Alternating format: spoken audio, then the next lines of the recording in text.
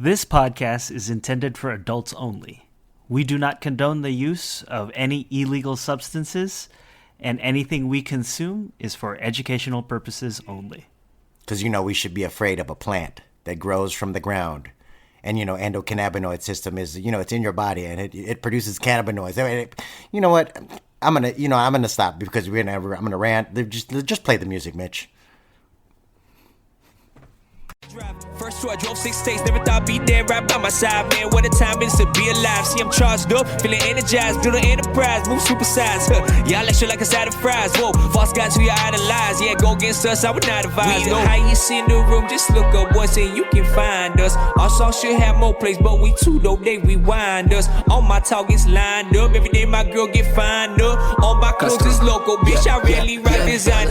Gang, highest in the room, yo, we get fucked up. Yo, you are listening to the Canna Kuyas podcast, where we cultivate conversations about cannabis, creativity, and culture. I'm one of your hosts, Erick Esteban, and this episode is a long-awaited episode that we have been teasing for a few episodes now. We finally got to StreamYard with DEAR FLOR. The largest, best Filipino American owned edible cannabis, CBD, all the things brand in the country. And Lisa and Brian give us a little bit of layout of their history and a little bit of layout of what we are going to do, because this is just going to be part one. This is just part one of Canna Kuyas meets DEAR FLOR. And listen through the whole thing, because Mitch comes in the middle. So if you're listening for Mitch, Mitch will be here in the middle of the interview. Stay tuned. What's up, guys? Hey, Eric. We're finally here. After I don't know how many mentions in our podcast, we are finally here. I am here live. Erick Esteban, your Canna Kuyas, is live with DEAR FLOR. Lisa and Brian from DEAR FLOR. Oh my God, I'm so excited. We met in New York, and now we've been talking about this for a few months, and now it's finally here, and I'm so excited. What's up, guys? It's going. What's up with you? What's up? Well, see, we should, I don't want to necessarily break the facade of Hollywood production, but we've been talking for a while already, and I'm trying to make it feel like we just started talking. But when we decided to start recording, we were on the topic of very first experience with cannabis. And since this is our first meeting, and I've never really heard this story yet, even though we've kind of hung out and talked, I would like to hear your guys' first experiences, your first experience with cannabis, and then I'll share mine, and maybe, or everybody on my podcast has already heard my story, so we want to hear yours. So whoever wants to go first can go.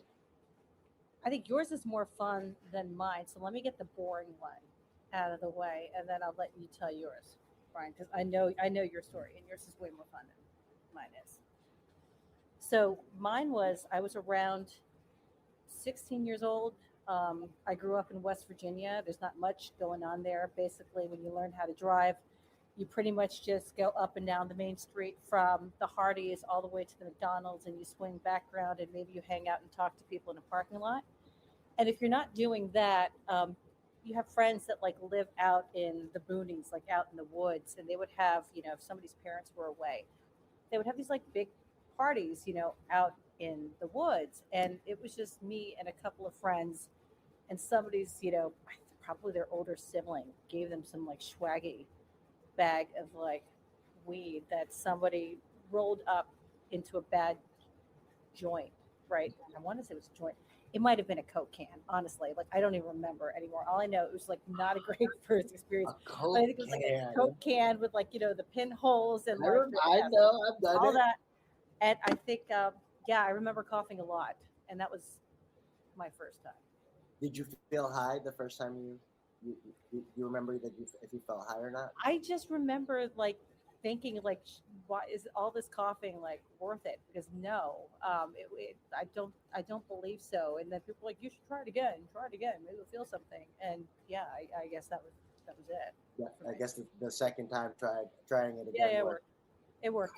It was probably with a Coke can yet again because nobody had a bowl. Coke cans hit hard, bro. It's yeah, I know. But now that we know what we know about burning aluminum, not so wise.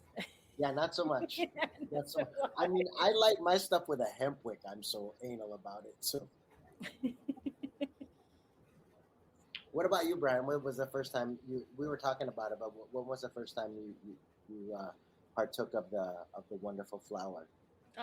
It was the summer right after my junior year of high school. One of my best friends moved out to Berkeley, and so he bought a bag. He gave me my first 40 of malt liquor. It was King Cobra. He also procured me a fake ID on Market Street, and wow. Yeah, it was a good trip. And then you went got your full bad kid like kit.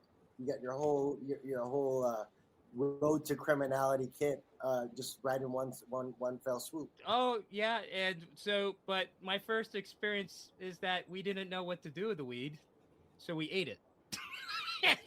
It was all grassy and shit, and then we went. You like chewed it like chewing tobacco? It was like hay. It was terrible, and like we washed it down with the malt liquor, and we didn't know what we were doing, and then we went to go watch the movie Raising Cain. That's what we ended up doing. I'm not going to ask you if you felt high because you didn't, except from the malt liquor, I'm guessing. I'm not too sure, but after that, when I went home, I was open to it, and we found ways to get it, and yeah, that's my introduction. And you learned how to roll it and smoke it. To this day, I'm terrible at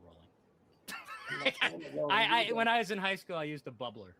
The little bubbler. I used to be so good at rolling. I used to be able to, remember the Ali G intro where he would roll with one hand like this and then and it would appear. I used to be, when I was in high school, I could roll like that.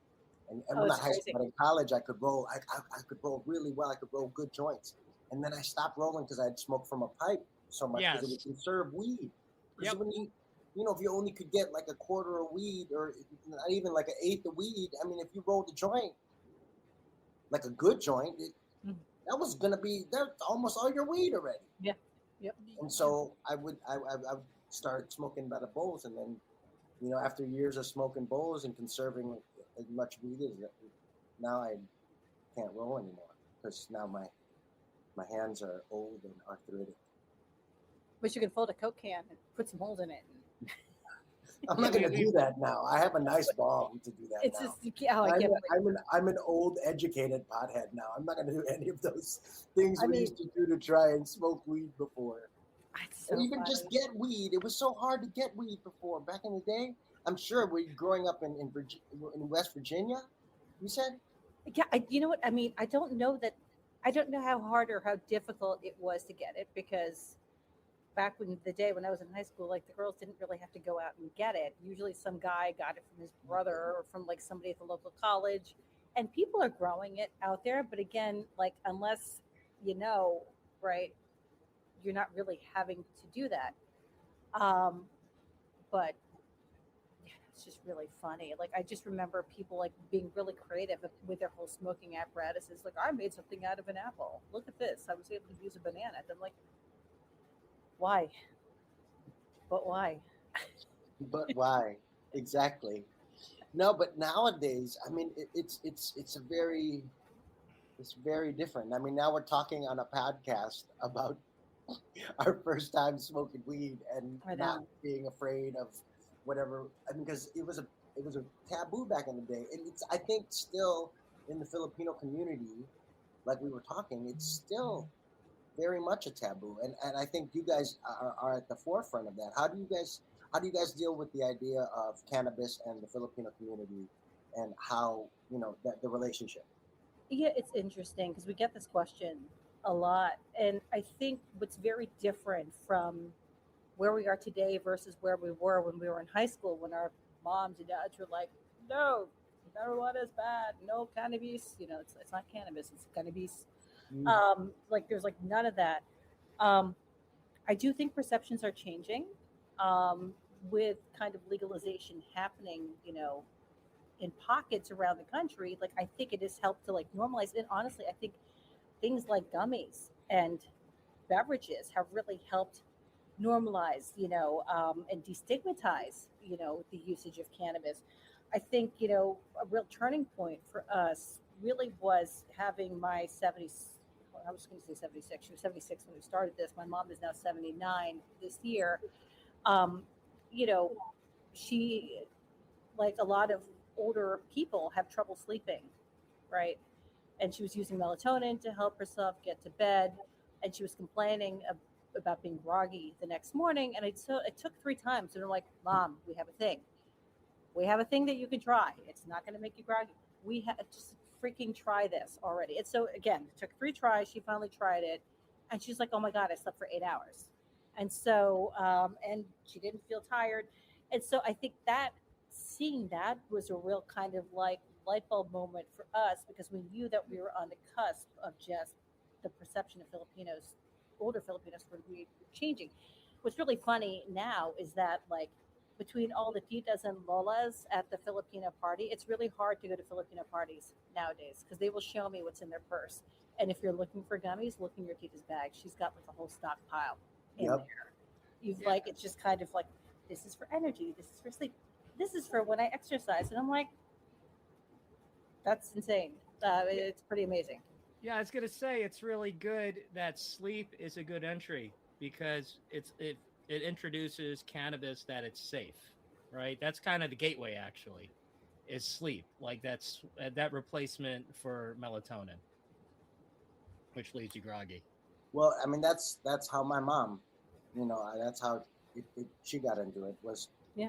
When I first told her, she said, "What, can you get me some?" Because she was doing the research, and she was like, "This is," she's a cancer survivor, and at the time she was going through her second bout of cancer, and so, she was like, I need this to help me sleep. And I need this to give me my appetite back. And I need this to just keep my mood regulated. And at the end, my mom passed away last year. But at the end, and you guys have heard this story, but at the end, my mom was, she said, I don't even do any of the other cancer drugs anymore. I already know I'm going to go. I just would rather have a good head and be able to sleep. And so she was just doing the tincture. She was just doing, what is it? Ed Rosenthal, the tincture right under your tongue. Yeah, RSO. So that's and I was giving it to her. So to be able to give her that peace at the end of her life, that I find a lot of solace in that. And I find a lot of comfort in the fact that my mom found comfort in the thing that I find comfort.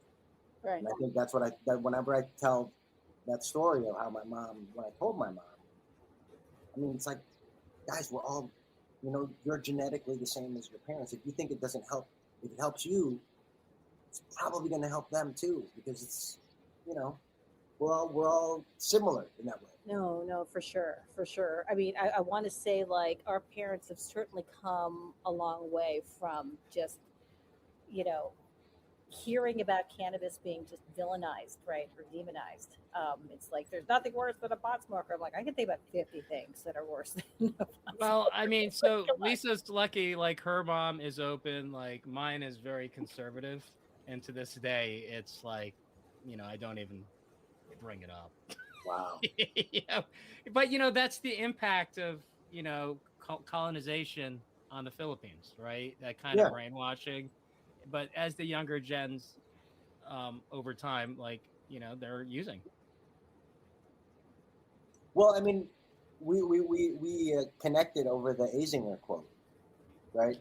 I mean, that is for me, I was a political science minor in college, so, and I was supposed to be a lawyer, and then they had the whole thing where I took an acting class, and then my parents got depressed when I told them I was going to be a lawyer and all the things.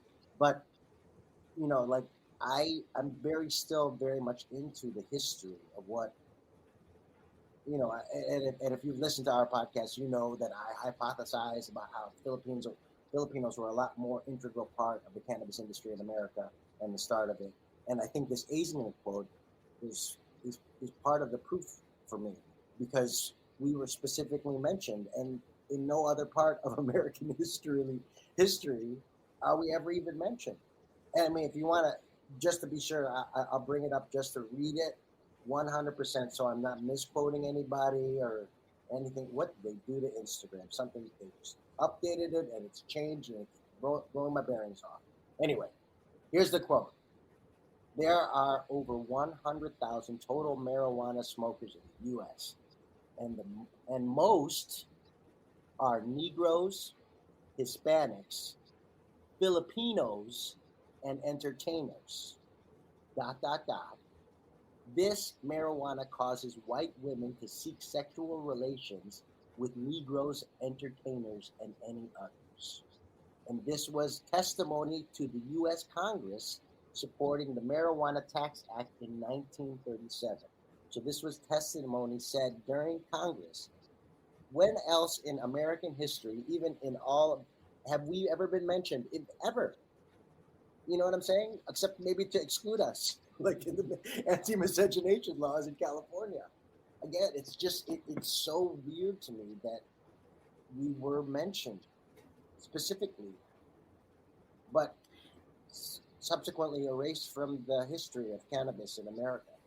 I mean, it's really interesting because during that time period, I mean, that basically is the laundry list of undesirables, right, at that moment in time. And it is fascinating, like something that we joke about a lot, you know, because there's a lot that we see in, you know, Filipino American social media about the manongs and the cicadas and how swagapino, like these were the OG swagapinos because they would labor in the fields looking pretty swaggy and they're like farmer gear. And they, if you look at the pictures, you know, as far as like farmer goes, like they were kind of like, some of them were kind of swaggy looking because they had the hats coming down. They look like cowboys to me. I mean, you want to talk, they're farmers. They look like cowboys to me. Like that. Right. You know? And so and you see them and like those pictures are kind of insane. But then you see them at the dance halls and sometimes they're like accompanying, you know, this like tall, buxom, like blonde lady, right? Or it's a bunch of Filipino men with like random, you know, women just kind of scattered around. And they are dressed up in like their absolute finest. Like Brian can speak to this more than I can. But, you know, when we went to the Fonz conference in DC, we went to see the Stockton exhibit and they have huge at the Smithsonian. So I'm on the board of the Filipino American National History Society Metro New York chapter, and we have a national conference in Washington D.C. And it was really cool. We brought the kids. They took us on a bus tour of the University of Maryland, where they had a lot of archives on our history, which was amazing, like the history of Filipinos in the DMV. And as Lisa brought up, then there was an exhibit at the Smithsonian, which was amazing, where we did see the swagapinos, like they look sharp. Yeah, so, but I bring this up because the conference was really cool, but I was shocked when I brought up the Anslinger quote that a lot of people at the conference, including our leaders, like writing policy, are not aware of the history. You know, I mean, that's kind of like what my key, and obviously our job is to educate and become visible, which is why I'm part of Fonz. And, you know, that's part of our mission at DEAR FLOR. But this is a history that needs to be spoken about and visible. Mm-hmm. But, you know, it's interesting. You mentioned, so on the one hand, the Enslinger quote on the onset, you know, was trying to lump us in with all the undesirables. So basically we were included in a moment that we probably did not want to be included in, right? But as you see, you know, as Brian mentioned, between these academics within our community that know our history, they don't know that we were part of that. We're effectively excluded. And or then if they do know, they're not bringing it forward. But these are like non-Filipinos that you're talking about. Well, you know, like filmmakers, for example, right? There was a really cool film about like on Filipinos in Brooklyn in the 40s. And I spoke to the filmmaker. He didn't know it, right? I mean, it's something that I think really needs to be put more forward. Well, I think where I was going with this is outside of our Filipino community, like even the broader, let's say, American, and if you want to like narrow it down further, the cannabis community that is non-Filipino doesn't even bring it up. So we are kind of, you know, included in the onset, but then excluded. And like on the one You said hand, it though in our pre-discussion, Lisa, and I have to bring it up. You said it. We also kind of excluded ourselves. exactly, we did exclude ourselves. So I think there's two layers of exclusion that are happening there, right? I think on the one hand, our parents and our grandparents are very happy for us to not be lumped in with that. That said, for those of us who are working in the industry or trying to make a go of it in the industry, um, when you think about just priorities and where we fit into any conversation around social equity in the cannabis space, because we are largely excluded from that, they don't think of us. And so, to your point, yes, I truly do believe that Filipinos were part of the initial backbone of the building of cannabis in this country. It's just that our parents and grandparents didn't want to acknowledge that they worked in a weed field versus like an apple orchard, right? But then also, I think the inconvenient truth is that the pool of people who were adversely impacted by the war on drugs and any messaging around that, when you exclude us from that, you know, they assume that, you know, I don't know, they assume a level of privilege that we just did not have. Oh yeah. Well, I mean, and it's also, you know, our level of income, our jobs over the years, you know, the influx of immigration in the 70s and all the people who came over in the 70s, my parents, your parents, everybody, you know, all those folks, they were, you know, 80s.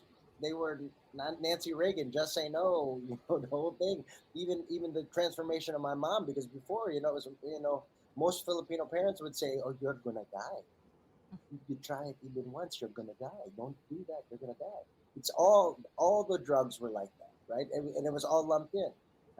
Like I even tell the joke now that, you know, my dad walked in on me once when I was smoking and it smelled like weed in my room and said, "Is somebody smoking cocaine here?" That's It's not crack, Dad.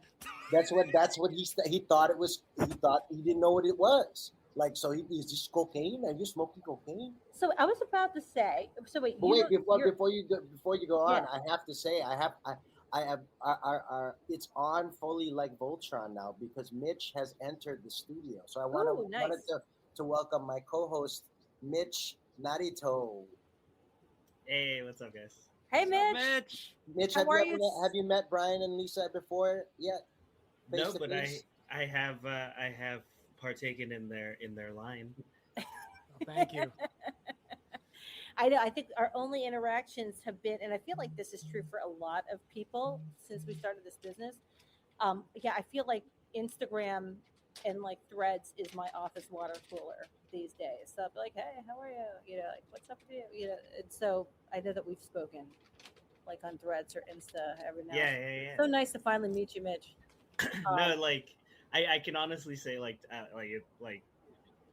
my wife, it's like DEAR FLOR is really like one of the only brands like she can like tolerate because she doesn't Oh. she's not like a regular smoker like I am, um, and you know, like trying to find like the right stuff and like some stuff that because like a lot of stuff just makes her really like paranoid or like very like you know, like jittery, but like DEAR FLOR for her is like the right amount, and she can have actually like multiple pieces and be okay still. So. Oh, that's good to hear. That's good to hear. But it's so nice to meet you guys in person. Well, so not nice in to meet person, you. but you know what I mean. But yeah, one day we'll meet in person. And it's Yeah. really Oh, cool to definitely. meet you guys. Like the quote that you have on Canna Kuyas has always been also an axe to grind also for me. So it's good that you guys speaking to people that actually talk about it. That Yeah. literally is the thing that started the whole thing for us, bro. Like, Yeah. I mean, well, and I think it's part of, you know, why I wanted to have you guys on because you guys are you're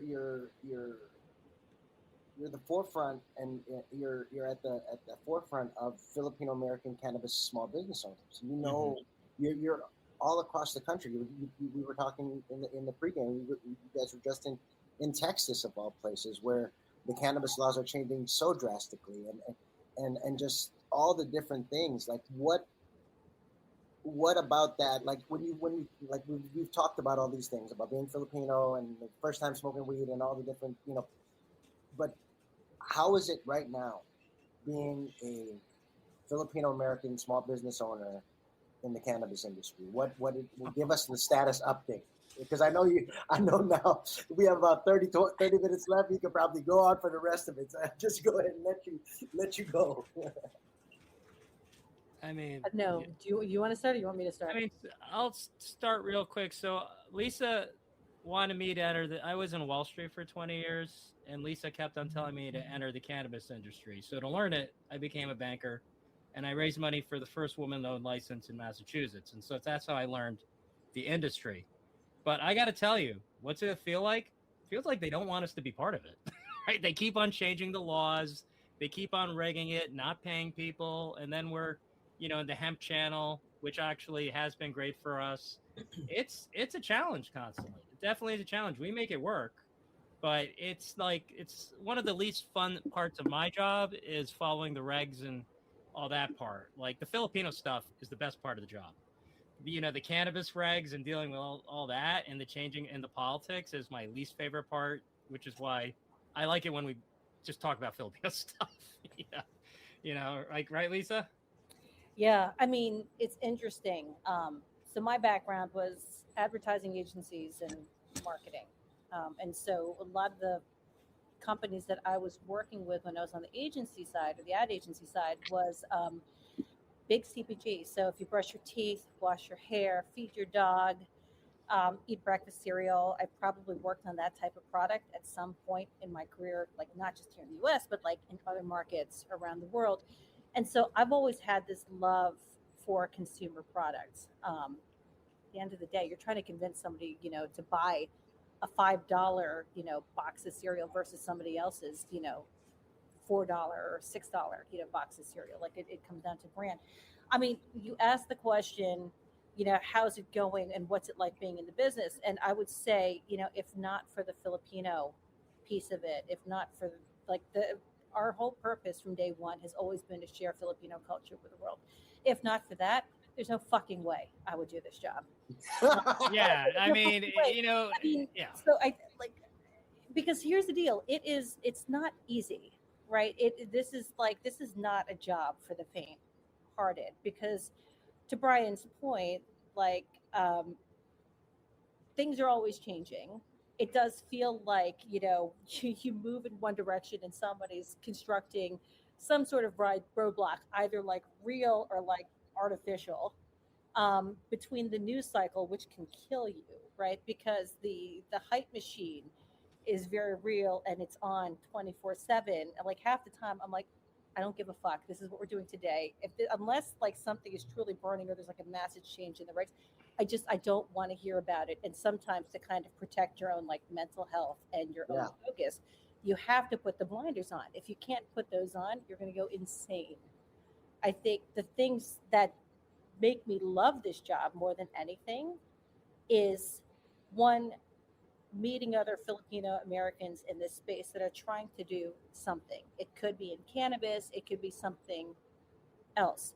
Because I do believe that the folks who are trying to do something at this moment in time, like right now, we are the tip of the spear. We are going to open up the floodgates of opportunity for everybody that comes after us. And if you're in it for glory, there's very little in that. You're doing it because you believe in it and because you know that there is room for better. Again, we're parents of kids, and so when we think about it, do we want to make money? Who doesn't want to make money? But at the end of the day, I don't want my kids to have to go through half the bullshit that we went to. No, and that's also why we do this. So, like when I was in the cannabis industry, I would go to California, and I was in shock that there were almost no Asian brands, let alone nothing Filipino. It's always the same frickin' 3 brands everywhere, and sometimes there's cross ownership between the store and the brands. And, and that's where we always wanted to work on something and let's make it Filipino. And that's something really where we're like, let's make the best freaking gummies because Filipino stuff is the best. So that's why we decided to create DEAR FLOR. And I know that Lisa is the best in the business when it comes to marketing. I mean, I was sold at 19. I met her at the Filipino Club picnic. Literally at 19. So I know if I got sold because I was not brought up to get back in touch with my Filipino roots. So what happens when your son is denied his background? He goes to college, joins the Filipino club, meets his wife at the picnic, and years later starts a Filipino cannabis company. So, Nice. but even like the stuff like, and cannabis did teach me like how the sausage is ground, which is why you also will see us civically engaged, because we know representation matters. And this is something, the learnings from the cannabis industry we apply also to our family, and the need for visibility. So I actually learned initially like a lot of the government stuff, watching people fall over themselves. Like these cannabis licenses, it's like the ring from Lord of the Rings. Like it really, like I've seen people like change, like, and turn into Gollum over these things, but it taught me how like things actually work. So we really kind of refocus that now just to Filipino and DEAR FLOR. Can I ask, in terms of support from our community, right? Like, how have you guys been received? Because like I know I love you guys and I like it, but I'm also of a certain generation, because I'm still at the point where like I'm in my 40s, but I haven't told my mom I smoke weed. Like I'm pretty I sure. know. I've told Dude, them I'm already. 51, man. I'm 51, and like I know my dad will partake, but like I still have to be like a river in Egypt, denial. Yeah. It's like it just makes things easier. It flows better. So like, I'm sorry. In terms of like like the support from the community, like what has that experience been like? Do people like look down on it, or are they like accepting? Or So here's the deal: you're always going to have that tita who's going to tita, right? Mhm. There's always, Yeah. and we Ooh, we should quote always. that. There's always there- gonna be a tita that's gonna tita. So and you That's cannot. that's a normal Lisa quote. I even So have an on Tita. Yeah, so at the end of the day, you're never going to be able to convert them. That said, the titas who have come across the line, we were telling this to like Eric earlier. Holy shit! You're out of gummies. Go find your tita and look in her purse or in her like underwear drawer. She's got a ton. She's got like a whole library of all the different brands in there, and they're like cataloged by like what does what. It's pretty amazing. I would say across the board, I get a lot of DMs, and I actually do respond to, let's say, 90% of the DMs that we get on Instagram, on TikTok, on Thread. I'm on too many freaking social platforms, but I respond to most of everything. And between that and the reviews, like it is kind of amazing to see where the feedback is coming from, because it is all ages, right? We had a young woman dress up as a bag of DEAR FLOR mango gummies for Halloween. It's like Nice. a 20-year-old. That was part of Guy Girls Club. It was amazing. I got a picture because our daughter's like parent story, so forgive me. Our daughter's violin teacher is part of this group called the Ganda Girls Club, and it's these young Filipinas in the creative space here in New York. They have get-togethers. They learn Tagalog. It's a really amazing organization. I hope my daughter has a club like this when she's old enough to join. But I got the picture of the girl dressed up as mango gummies because our daughter's violin teacher happens to be a member, and she's like, "You will not believe this," and sent me the photo. I think it was on a plane when I got it. But then we'll get DMs. So that thing that we did with Keith Pedro in Oakland, I had received a DM from a woman who was saying, "Oh my God, I was trying to order buko pandan gummies, but I've been giving them to my 90-year-old aunt who had a massive stroke, but it's the only thing that will, help get her to like chill out and also eat." Mhm. And, we had to stop shipping to California about a month ago just because the changes in Scott Wiener. rents out there. Yeah. Thank you, Scott Wiener. As I said, they don't want us there. And so it's stupid. But, I said to her, "Listen, I'm going to be in Oakland on this date. If you come find me, I will make sure you get something for your aunt." And so I didn't know what to expect. You never know who you're going to meet sometimes, right? But like my father passed, he had a stroke. He lived for 17 years before passing about 4 years ago. And so I'm just like, look, I totally understand anything you can do to help your aunt. You will, like, come find me. I will be there. This lady walks up to me. She's probably in her late 50s, early 60s. She's got like a little cane, and she's like, "It's so nice to meet you." Gave her a hug. I sent her off with like a couple bags of the buko pandan for her aunt, because it's just kind of like you know like I truly believe when we have moments like a girl dressing up like a bag of her gummies to this woman looking for gummies for her aunt, there's a place for us, and it spans generations, right? And it honestly, it even goes beyond our culture. I think, we have always been driven by one thing, which is the sharing of culture. But with that, it starts with a heart that wants to share it first and foremost. And that's just kind of who we are as people. And so, yeah, I don't know where I was going with that, but I think No, that's great. Like, yeah, in terms of expanding beyond, just the Filipino sphere, right? yeah. For Dear Floor, have there been any groups or individuals that like have been like champions of Dear Floor? Like somewhere, some people that were unexpectedly like supporting you guys. Like you're just like, oh, that's cool. That's interesting to see. It's really funny. I think there's two pockets of spaces right now. If you want to talk about the broader Asian sphere, we have a content partnership with Neck Shark, right? And that they've certainly embraced us for sure. And, they've given us exposure to just a broader community above and beyond Filipinos. There are a lot of South Asians, Southeast Asians, East Asians, non-Asians who are buying our product now, Yeah. which is kind of cool. I think the other thing that has also given us broader reach, I think we were named Best for Flavor by the Daily Beast. Okay. So they were doing a roundup of all of the best gummies that you could buy online. And, I love this because this was PR that we didn't have to pay for. Mhm. They reached out to us, asked us to send samples into their editor, and they put us up against the heavies. And, we were the only, let's say, diverse non-white brand in there. And we didn't get like most hardworking gummy or like most effective gummy. We got best for fucking flavor. And so like that. And you know what? It's like, and she wasn't even Filipino, because we know our stuff is the best. And, and kind of segueing, it was really interesting going to the Fonz. I'm part of Fonz, the national conference we just had in DC.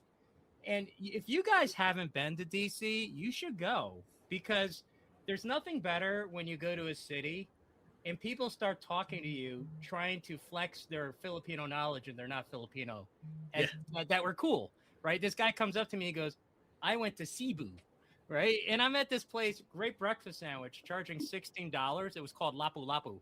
And it's like a $16 bistek sandwich. And it was a perfect breakfast sandwich with like the yolk perfectly runny.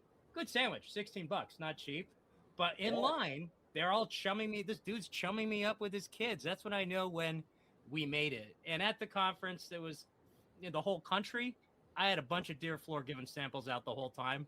I was very popular, very well received. And it's great that the community's been really, really cool, no doubt. But we also need to stop talking to just ourselves. We need to kind of broaden out the funnel. Right? Yeah. That's the key. No, because I see that because there's an awful lot of like Jollibee commercials that are getting cast, right? And before it used to be all Filipinos trying to do the commercial, but now it's like, oh, we need our United Colors of Benetton, like when I go in for casting, it's like it's a broad swath, Hey, do you audition for Jollibee commercials? Yeah, man. The fuck? Yeah, they're like the US Jollibee, Why don't Jollibee ever call me in for commercials? Am I not suitable for commercials? I don't know. They're trying to appeal to, I don't know, non-stoners, which is a mistake, I feel. I think it's a mistake. Total mistake. No, I think they saw my tweet about how I don't eat spaghetti with hot dogs. Yeah, you don't like that Jollibee spaghetti. He doesn't. I don't like it, Jollibee anyway. Yeah, I don't need their commercials either. That's fine. It's not about the flavor; it's about the comfort. But I flat out, I like it that Jollibee's doing a massive expansion, because at least that gets someone to be like, look, in New York, I hear like these white dudes being like, yo, I got Jollibee. Because then it's like, hey, wait, you're eating something that's Filipino coded versus. I'm good with it. I'm good. Dear I'm Floor, happy. we're all in on Filipino. We don't Filipino code anything. We're just out there. It's just you exist. And that's what's awesome about it with you guys, with Dear Floor, is that you're not Filipino coded at all. Like if you didn't know, you wouldn't know. But everybody manages to know. Yeah. It's great. But I think, for us, think about what it is to be Filipino here. right? And I mean, like Eric, we know that you grew up in a largely white, community out in Chicago. You just kind of exist, but then like think about how when you do share your culture with someone, you just kind of do it. It just kind of happens naturally. Mm-hmm. For us, like, don't get me wrong, love the sun and stars, but we knew that by naming our product Dear Floor and with our flavors, it's one of those, like, if you know, right? Yeah. And if you don't know, you might guess, and then and there's the curiosity. They're like, who's Floor? I still have people who think my name is like Floor. I sometimes Floor? call Lisa Floor. Are you like Flor Maria? I'm like, I am neither. That's usually when she did something really kick ass on like a conference, and I'm like, Floor's out. I'm like, it's Floor. That's but you're doing a good job, Lisa. Well, thank you. So are you. So. You're doing a great job, Lisa. Yeah. Well, we haven't killed each other yet, so I think this is a success on both fronts. We're still married, and we haven't killed each other. So. Can I ask, what was your first experience with marijuana like? We asked this question already. I ate it. Is it because nobody want to hear your edible story again? Because we it's not about me. I want to know how.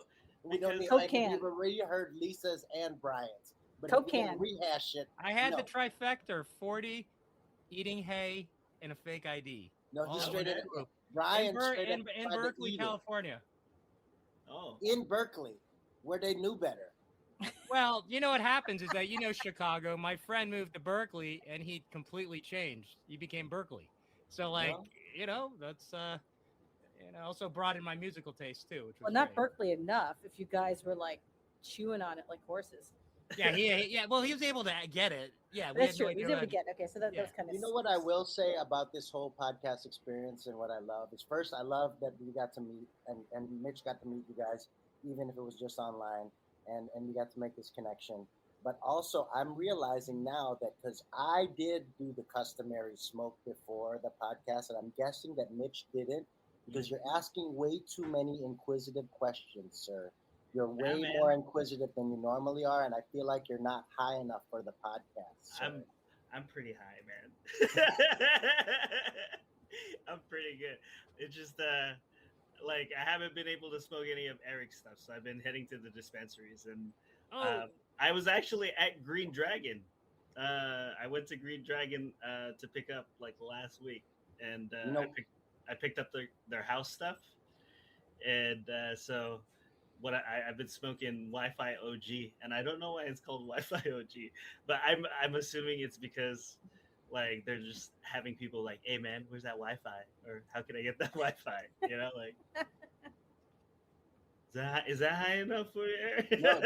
Okay, so see, here's just because we normally end the podcast with a garden update, and because this is our first podcast in about a month and a half, right? Mm-hmm.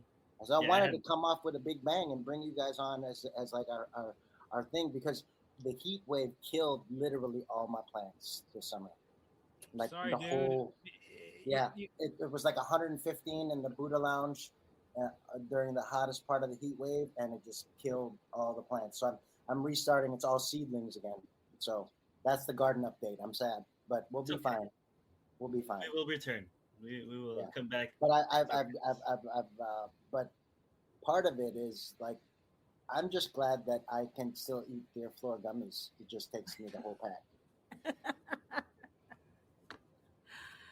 I'm way less than that. Way less than that. I'm a lightweight. You were saying something about that, and we should probably close with that since it's your product. But I'm primarily more of a flower smoker, and I need more in edibles versus. So what would you say as far as what advice would you give to a flower smoker who needs to eat more, and eat more? What would you do? Like smoking versus edibles. You're the best person to ask about that.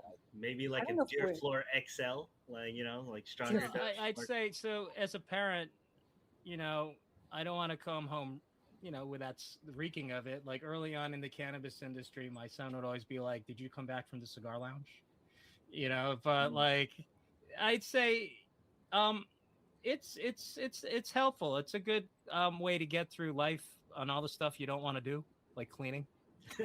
you know, all those parental chores, and it lasts a little longer than smoking, I'd say, right? Oh, for It doesn't, sure. Yeah, right? yeah. So For sure does. it doesn't, the onset isn't as fast, but it's longer, right? So if you want to get like a lot of stuff done and not smell, it's a different experience. But I'd say, you know, but also our gummies have different ratios and different effects, so you kind of know exactly what you're going to get. Where the flower may be a little mysterious, right? You don't know, like you're growing yours, right, Eric? Like the Yeah. strain, but like, you know, there are other properties of the flower, right? Like, what are you growing right now? Well, now I have 4 different strains growing. I have, let's see, I have limes, peyote, forum, redemption, which is a Bob Marley strain that Humboldt Seed Company worked on, which has, Oh, I remember. Yeah. and then one other. Oh, and then mint jelly, which is an autoflower I'm growing, and then there's another amnesia autoflower. I popped a whole bunch of seeds. When everything died, I got sad and desperate, and I just popped all the seeds that I had. Everything. But it's like you know, it could be a little bit of a dice roll, which is Well, also yeah, for fun. sure. But like, you know, For there's sure. some things, but ours are like exact direct Yeah. effects, right? Yours And that's how are we very, formulate very. them. When you talk about how the titas use it medicinally, Yeah. it has to be that. Yeah. It has to be, but I think, you know, for people that are used to kind of high dosages or need like more, like just higher, you know, milligrams because they're used to smoking flower versus doing gummies. If you're going to have to do more gummies to get the effect, I think at the end of the day, you want gummies that actually have good inputs. Like our gummies are pretty low glycemic, so when we worked on them, we wanted something that wasn't a super sugar bomb, right? Yeah. So like 5 calories if you're- each, and they're if you're vegan. counting, yeah, so if you're Delicious. counting calories, there are 5 calories each. There's only 1 milligram of like sugar in there. So Organic sugar. don't That's eat a the lot. other thing that's wonderful about those is yes, even though I have to eat the whole pack, I don't feel bad about it because again, all these They're good not nutritious- I mean, Yeah. like, look, they're still like a gummy, but if you're going to eat a gummy, eat something that has good ingredients in it. 100 calories think for the the whole bag second- for 100 milligrams. Calamansi flavor is my favorite. It's really tasty. And Did I I- think the second thing, there is something to be said about just enjoying the flavors because, you know, we spent the greater part of 8 months working on those flavors and those textures to get them to what they are today. And so, I mean, that's what I would say. I will say, like I've had like a good you know, variety of gummies throughout the years, right? And my tolerance is higher than average, right? But for DEAR FLOR, like 5-10 milligrams, like it hits me, and then like I'm surprised, like the potency of it and how long it lasts, right? It's different. Like there's like a I don't know if you could say like in terms of like overall like satisfaction or like, you know, like because like I've had gummies and sodas like they'll hit really fast but then they'll burn off really fast, right? Right. Like DEAR FLOR has like a good balance.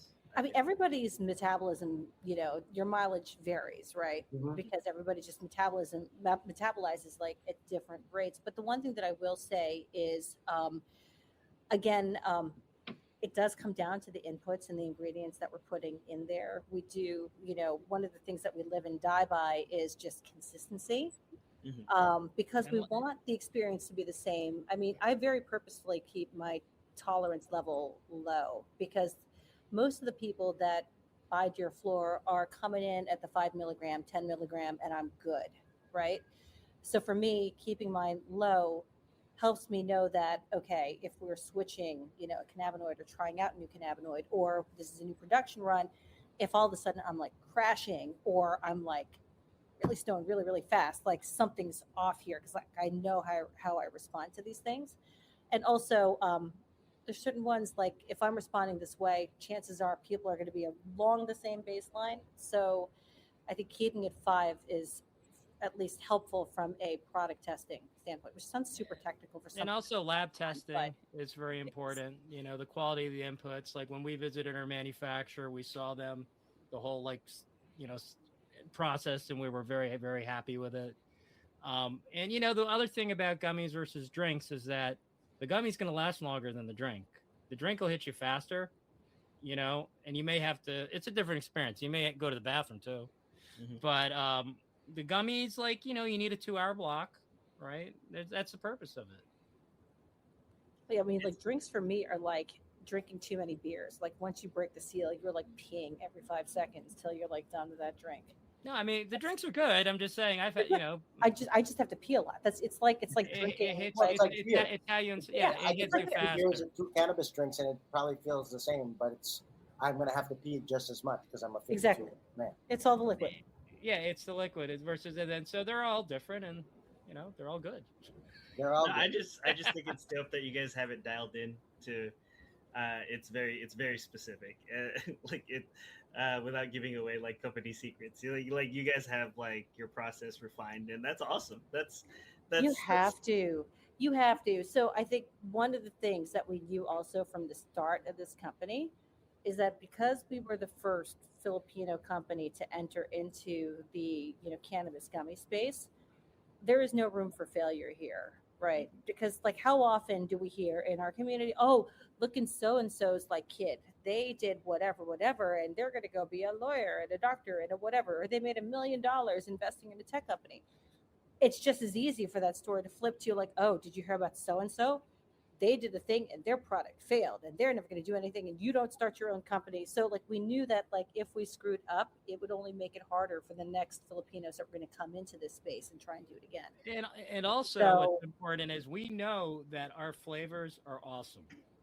And unfortunately, we know that other people are going to come in and try to own the whole space, right? You can see ube, right? You see ube, everybody. And then some people start swinging. Sir, it's pronounced oob. Yeah, it's I got oobs, man. Oob. Oh, my God, put that away. What are you doing? So for us, it's really important because we know that our stuff is cool. And it's so cool that other people start swerving in the lane, But that's why ownership is important. Have you encountered that at all in the cannabis industry? Oh yeah. And we're not even fashionable. I'll leave it at that. Of course. I mean, but that's when you made it because they start trying to out Filipino or go in there. But we have a different approach. I'll let Lisa speak. I'm just a CFO. Well, no, but I feel like you all have made it when you have people being a Halloween costume of your packaging. Yeah, you guys. It was funny. Are up there. You guys have made it. No, you're in the Filipino culture, and I think that you're helping. I mean, obviously, you're making cannabis part of Filipino culture in America for sure. You're helping that. When you say that the titas, when you go into the purse, part of that was you guys. They tried your gummies first, and then they realized this is what was going to help them. Just in the same way it helped my mom, it's helping titas all over the country. And even if they didn't, I think we gave them permission to go do. Yeah. Right? And I mean, I do think we were a lot of titas first. I have no, proper evidence around that, but yeah, I think it certainly helped the conversation. And by the way, may I interject that Lisa was invited to speak to the Philippine consulate in New York on DEAR FLOR. What? Yes, I had to bring that up. Yeah, she was up there. So we may be the first Filipino. Did you know that, Eric? I did not know that, but I already told the Canna Kuyas audience that we were going to bring cannabis big shots from all over the country to our podcast. And look at it, we brought the biggest Filipina cannabis lady in the country. CEO, she's the CEO. And her husband, who's the CFO of the country. We get the whole company right here. You literally have the whole company. This is literally the whole company. And, but that tells you, A, the consulate's super cool to have Lisa up there, and attitudes are changing. But B, it also tells you how far we really have gone as Filipinos, where, and to have her speak up there, we're really proud. We brought the kids. We did not bring samples, for the record. We did not bring samples. People try to get samples from us in the consulate. We're always like, no, we can't do this, man. No, but even look at where we met, when we first physically met. We met at Steven Raga's fundraiser at Remind me of the name of the bakery, which was also At Cora. Well, actually, Cora. I actually met you before that, Eric. I met you at the Banana Ketchup show a year ago. Oh yeah. Yeah, you're right. You're right. But even that, again, another small Filipino independent artist trying to make their thing and do their thing. It's this community of people that are supportive, and like I said, you are one of the ones that has succeeded to the point where you become a Halloween costume. Well, that's awesome. The bigger we get, the more we could support. That's what we always say, and that's right? Like, really awesome. we want to grow it. Like, there's so much great stuff in the Filipino community, and that's, for me, that's been one of the best parts of this job. And obviously, Lisa can speak of this as well, is seeing how different all the Filipino communities are across the country. I mean, even just to wrap it up, when you said, when I asked you what was the benefits of being in a small cannabis business or being part of a Filipino business, the only thing that you said was worth it was being part of the Filipino community and having it be a part of it. So I already know that this is just the first episode we're going to have with you guys, because I know that you can break down and help us understand cannabis regulations all across the country. Oh yeah, that's the most unfun part, job. Is that? But you make it fun, Brian. Whenever we talk about it, I start hitting you up with stuff because I'm just like, but like that's reality, and unfortunately, you have to kind of understand those dynamics as well. I mean, that's really got me to start following politics, and as a parent, teach our children politics, knowing how different things are, and frankly, like circling back to the Canna Kuyas quote, like, let's not get this stuff erased and let's be visible. Yeah, amen. What a good way to end it. So Thanks, let's end it there, and just next time it'll be in person at the Buddha Lounge. And We you love guys that can idea. Sample my harvest. How long does your harvest take to grow? Well, right now it'll probably be at least another 3 months, and I'm just now makeshift figuring out my. I had a nice little harvest in the greenhouse that I can kind of like, ration out until the next harvest. But he's dipping into the reserves. I'm starting to smoke the bad weed now. It's bad. It's not good. Well, do you need any Paso Lubong? Hey, bro. I'll yes, of course, always. And if I don't eat it, Mitch will eat it, because Mitch can handle 5 milligrams at a time. I need 100. It's bad. Oh, we can help you. We can. I know you can. We can take care of that. I mean, yeah. Hey, you know what we could do? Okay, just because I know you guys got stuff to do, and I don't want to keep you guys too much longer, but I'm just gonna pitch this one. We could call it the Erick Esteban edible, and it would be like 100 milligrams for one piece, and it would be like the super ultra Canna Kuya DEAR FLOR cross branding thing. And then if you can handle the Erick Esteban edible, then you're really a Canna Kuya. What do you think? Then I think. By the way, I we could. do, from a marketing standpoint, we would actually call it the Katipunan Kuya gummy. There you go. Let's go. Crazy. Let's go. Can you imagine how much that would be nuts? No, I just want How to. big do we have to make it? That's why, like, we have to shoot like a send series. me one weekly, and I'm cool. I don't even need a cut of the. No, but how profits. big would that gummy have to be to taste good, though? That's a question. Probably not that big. No, I know. not With bad at our all. formula, not that big, right? No, It wouldn't not be that that big big. at all. Eric, I No, wanna be like do a this. series. Be like Like, a little- I want to start with like 50, and then we'll just keep going up, and then see like where, like, See? I want to Like see what your 50 tolerance is. milligram could be the Mitch one, and then the 100 milligram would be the me one. See, and then my face could be on the little circle So like, like that. my typical intake of DEAR FLOR is about, I start with 20, and maybe I'll ratchet up to 30 or 35 on the day. Yeah, see, That's my typical routine, but I can crank it if I have to. yeah. See, The Brian, best Dodger game I've been to. I took like a 500 milligram brownie.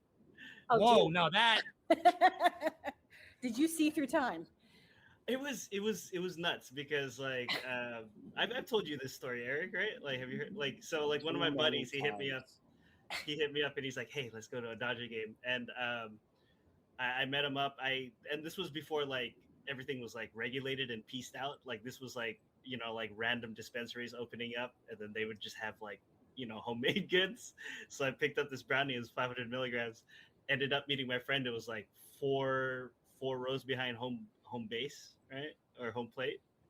And like people were like texting me, and I'm like high as a kite, and they're just like, "Hey, are you at the game?" You know, like. And you didn't even know it.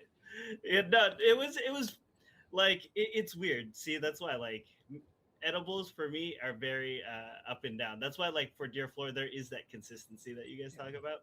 So like, because sometimes I'll have more and I have less, and it's not always the same effect. So.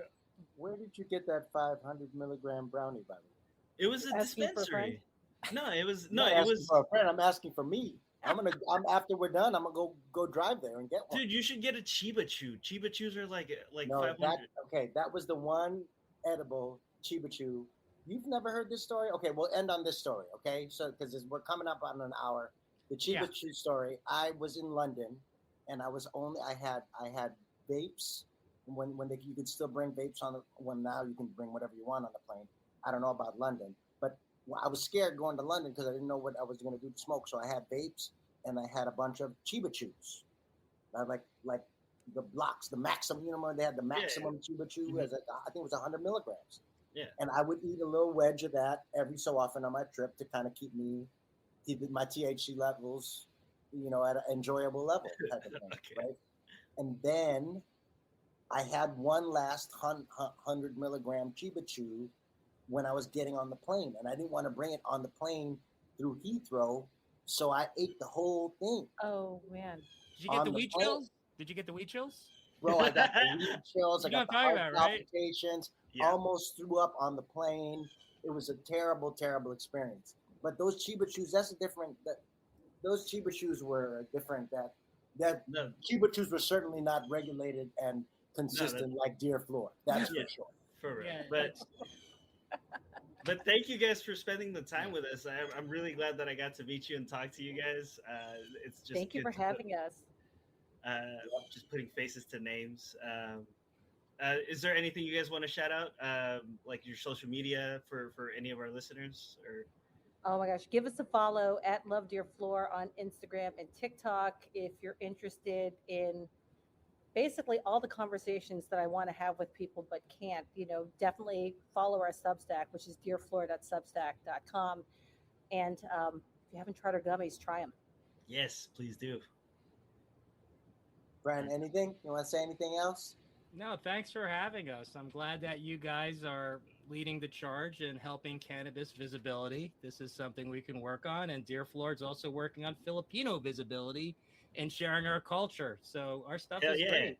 Woo, woo, woo, woo, woo. Hell yeah. Well, guys, this is just the first one. We're going to be doing this a lot. And again, like I said, the next one, it's going to be live from the Buddha Lounge. Let us know when. We'll be there. Right, man. And there it is. The first meeting of Dear Floor and the Canna Kuyas. I hope you enjoyed our little discussion. Don't worry, there will be more.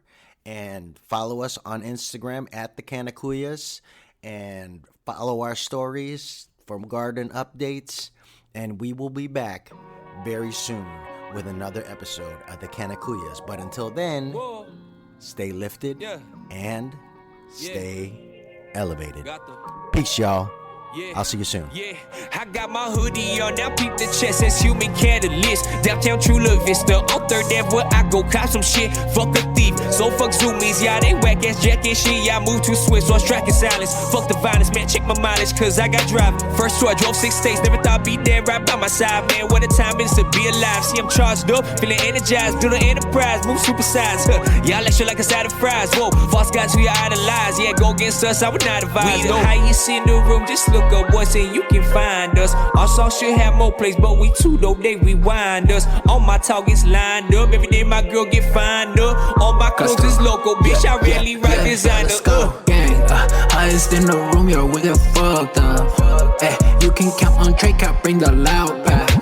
Ay, get us in the stew and that's game over. Western Metal Building, that's a home run. Yeah, keep the up or leave the fuck a Folgers. Little bitch, I made the beat and dropped the full verse. I I just hit a steelo, I got dripped up. Package born and raised, bitch, I got dripped up. Y no se compara. Yo estoy con mi pana, se llama Drake, fumando ganja. Estamos con Cali, fumando en Cali, yo sé que traen ganas. Ella me dice, papi, que terminamos la cama. Highest in the room, yeah, we get fucked up. You can count on Trey, Cap, bring the loud pack. Get us in the stew and that's game over. Western Metal Building, that's a home run. Yeah, we got hits like Dati and Machado. Man, we know you're not a leader, cause all our moves you just follow, packing big bowls. You know we just scooped up that gelato, cause I smoke killer. My shirt iller, yo, ask our dealer, we the highest in the room. Just look up once and you can find us. Our song should have more plays, but we too though, they rewind us. All my targets lined up, every day my girl get fined up. All my clothes is local, bitch, I rarely rock designer.